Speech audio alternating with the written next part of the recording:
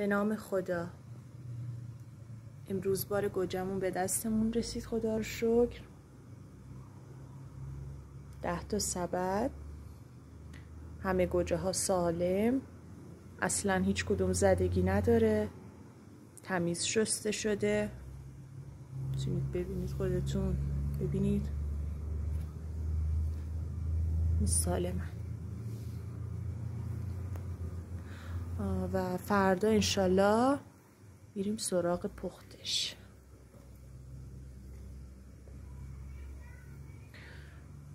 و هر شیشه 1 کیلویی قیمتش هست 80,000 تومان. بله، با ما مطمئن خرید کنید با خیال راحت.